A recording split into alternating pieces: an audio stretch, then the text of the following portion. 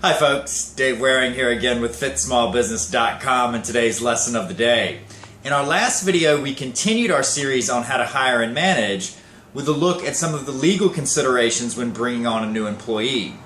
In today's video, we're going to continue that series with a look at how to avoid many potential legal landmines during the interview process. So let's get started. There are lots of questions one cannot ask, either in writing or verbally, when interviewing a job candidate.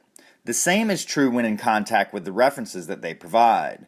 These questions, which might seem natural for an interviewer to ask, are forbidden because of their potential for discriminatory abuse. Below is a list of areas in which the interviewer is not allowed to ask questions and examples of questions which are not allowed. You cannot discriminate based upon or ask direct or indirect questions about the following. Number 1, race, nationality, and ethnicity.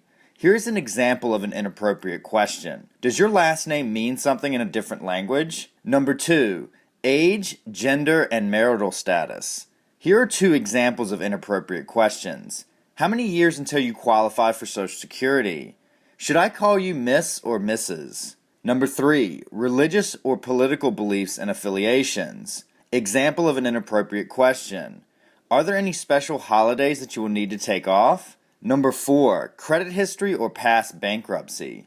Example of an inappropriate question. Are you responsible when managing your personal money? Number 5, disabilities. If a job has certain physical requirements, those requirements should be stated in the job description. You are allowed to ask specifically if the candidate can do a physical task required for the job and mentioned in the job description. However, all candidates should be asked these questions without a person with disabilities being singled out. Example of an inappropriate question. Will you need any special help to do the work? I have included an article in the resources link below this video where you can learn more about this topic. There are certain areas in which there is no federal law, but various states have laws limiting the types of interview questions you can ask.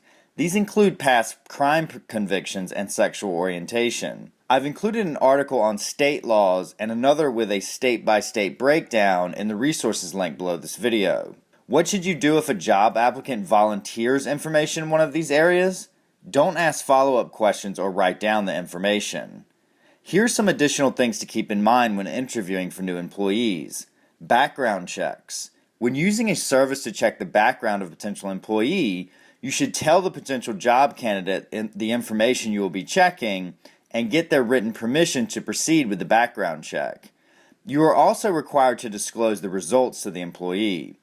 If you want to do a background check on one candidate, you should probably do a background check on all the candidates still in consideration to ensure fairness.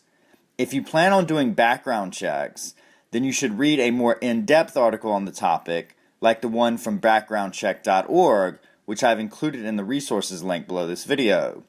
Drug testing. Generally speaking, employers are allowed to test new hires for drugs as a condition of employment.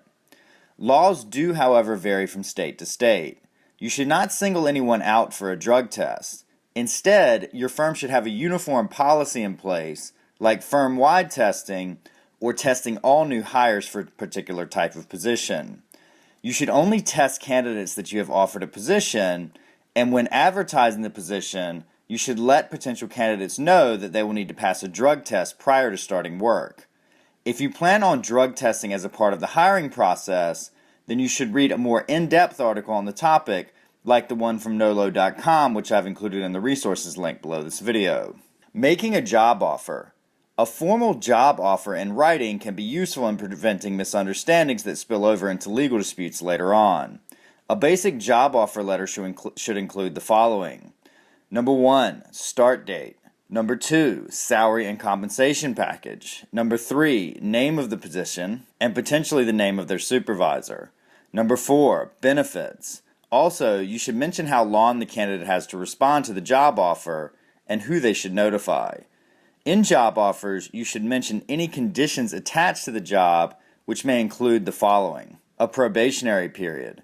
A probationary period is a limited amount of time in which the employee's performance is evaluated and can be fired if not meeting certain evaluation standards. Most states have at-will employment, meaning that employers can let employees go with or without providing a reason and without giving notice, unless there is a contract or implied contract between the two. The exceptions to at-will employment are Alabama, Louisiana, Maine, Nebraska, New York, Rhode Island, and Florida. In practice, firing employees without a good cause or reason is a bad idea for all sorts of reasons in any state. Some argue that in states with at-will employment, a probationary period is unnecessary and can create legal problems. If you plan on setting up a probationary period, then read the article from Inc.com, which I've included in the resources link below this video. Taking a drug test. If they need to take a drug test in order to get the position, this should be stated in the offer letter. Signing non-compete, non-solicitation, and confidentiality agreements.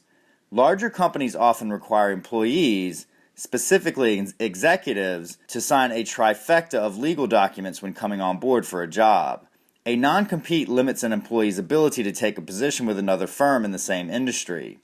Non-solicitation prevents an employee from leaving the company and from trying to recruit their former colleagues for jobs. Confidentiality agreements require that employees don't share the ingredients of your company's secret sauce or customer list. For white-collar jobs, even a smaller company might want their employees to sign a confidentiality agreement. I've included 3 links where you can learn more about and create non-compete and confidentiality agreements in the resources link below this video. That's our lesson for today. If you have any questions or comments, please feel free to leave them in the comments section below.